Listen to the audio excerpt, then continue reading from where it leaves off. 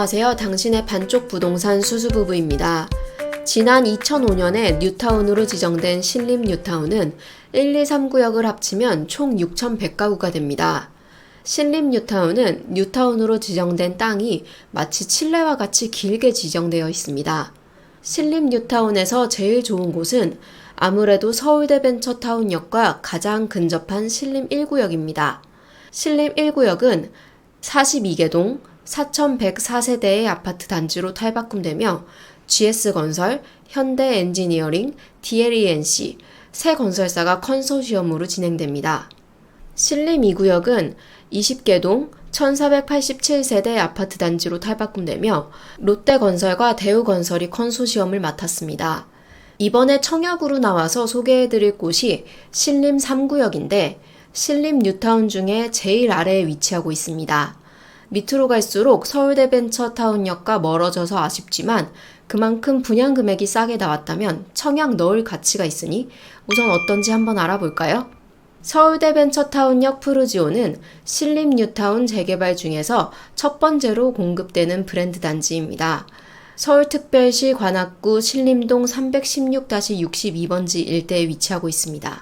지하 4층에서 지상 17층, 총 8개 동으로 총 571세대 중에서 일반 분양으로 182세대가 나옵니다.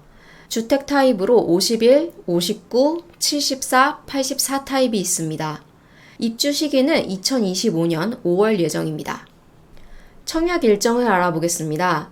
7월 3일 월요일 특별 공급을 시작으로 4일 화요일에는 1순위, 5일에는 2순위 청약을 진행합니다.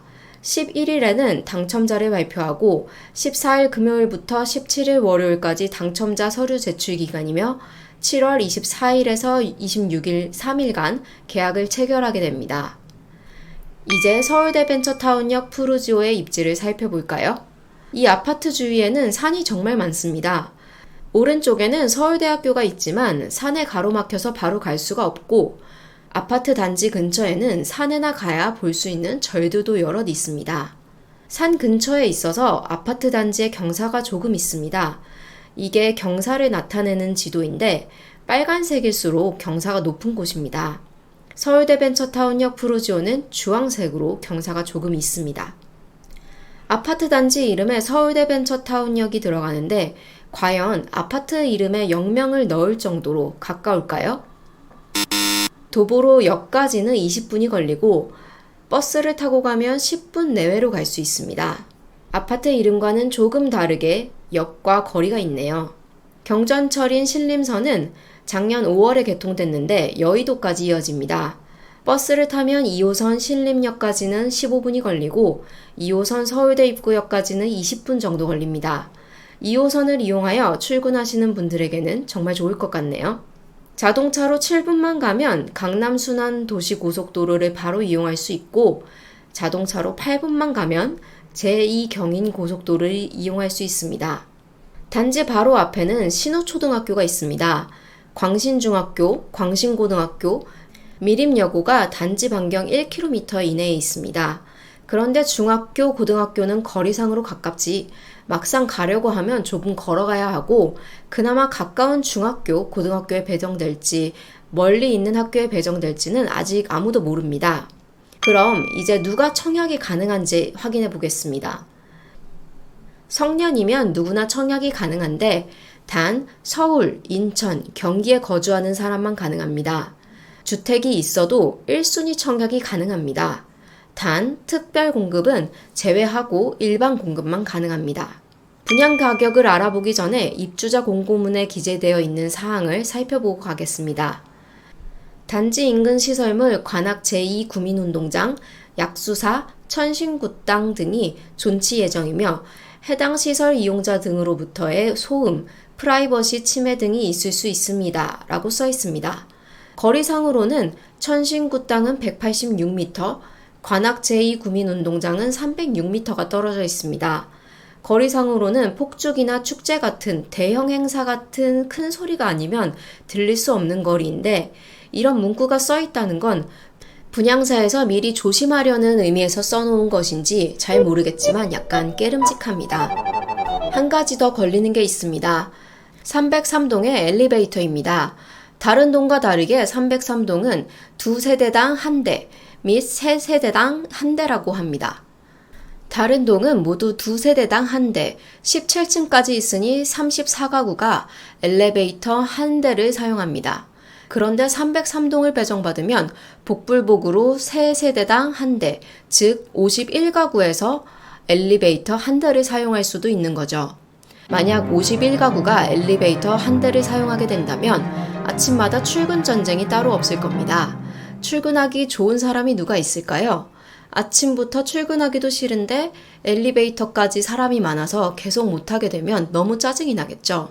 이제는 서울대 벤처타운역 푸르지오 가격을 알아볼까요? 금액은 타입별 최고층을 기준으로 했고 발코니 확장 금액까지 합쳤습니다. 51타입은 총 6억 7,756만 3천원입니다. 59타입은 총 7억 7,280만 5천원입니다. 74B타입은 총 8억 8,012만 6천원입니다. 84A타입은 10억 5,677만 3천원입니다. 84B타입은 10억 4,021만 5천원입니다.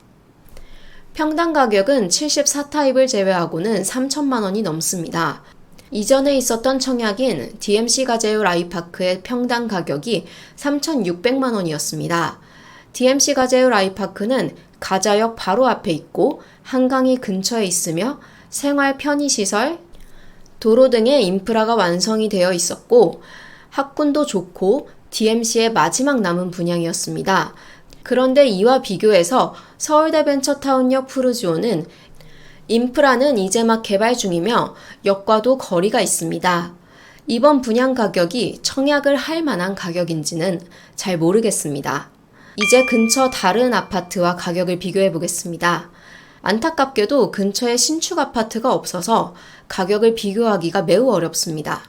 신림동 벽산 블루밍 아파트는 19년차 아파트로 총 3동 177세대로 이루어져 있습니다. 84타입은 올해는 매매가 아직 없고 작년 11월에 8억에 매매되었습니다.